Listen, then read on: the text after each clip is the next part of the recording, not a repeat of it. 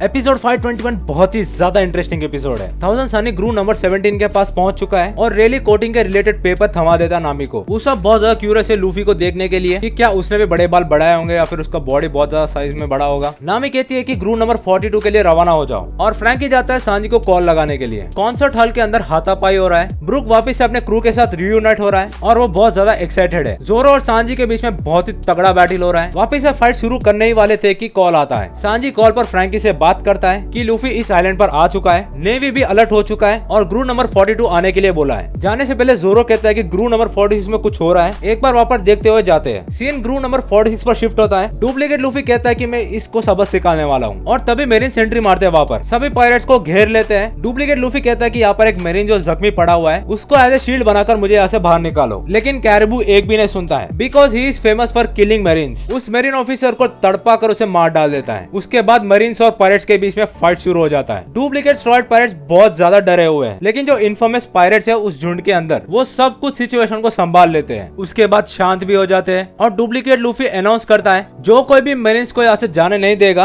और सबसे ज्यादा मेरीन्स को मारेगा वो मेरा सेकंड मेट बन जाएगा। और अगले ही क्षण पैसिफिस्टास के एंट्री हो जाता है, जिसके वजह से सभी पायरेट्स को बहुत ज्यादा डिसएडवांटेज होता है। सिचुएशन को देखते हुए डुप्लीकेट स्ट्रॉयड क्रू वहां से निकल जाते हैं, जिसमें से वो सस्ता लूफी सेंटामारू से जा टकराता है। Now it's duplicate straw hat crew versus Sentomaru and Pacifistas. सभी पायरेट्स बहुत ज्यादा एक्साइटेड रहते हैं फाइट को देखने के लिए। सेंटामारू उसके तरफ देखकर बोलता है कि क्या तू असली में लूफी है? तो वो कहता है कि हाँ, मेरा नाम स्ट्रॉयड लूफी है, मेरे पिताजी का नाम मंकी डी ड्रैगन है जो कि एक रेवोल्यूशनरी है, मेरे दादाजी का नाम गार्प है जो कि नेवी हीरो है, और मैं मरीन फोर्ड के वॉर में भी हिस्सा लिया था। जिसको सुनने के बाद सेंटामारू जो एक मारता है उसे, उसका हालत पूरा खराब हो जाता है, जिसको देखकर पायरेट्स बहुत ज्यादा शॉक हो जाते हैं। सेंटामारू PX5 से पूछता है कि ये कौन है। असलियत सामने आता है, उसका नाम है डेमारो ब्लैक, जिस पर 26 मिलियन बेरी का बाउंटी है। रायता फैल चुका है, बाकी के डुप्लीकेट स्ट्रॉयड्स वहां से भाग जाते हैं। सभी पायरेट्स बेवकूफ बन जाते हैं और लूफी भी रियलाइज करता है कि वो मेरी तरह प्रिटेंड कर रहा था। लूफी उस जगह से निकल रहा होता है और सेंटामारू को पूरा विश्वास है कि लूफी यहीं पर ही कहीं है। PX5 को ऑर्डर भी देता है कि लूफी को फाइंड आउट करो। उसको लूफी मिल भी जाता है, उस पर फायर भी करता है, लेकिन लूफी वहां से जंप करके वापस से स्टेज पर आता है और उसका फेक मुस्टैच नीचे गिर जाता है, जिससे वहां के सभी लोगों को पता चल जाता है कि ये असली स्ट्रॉयड है।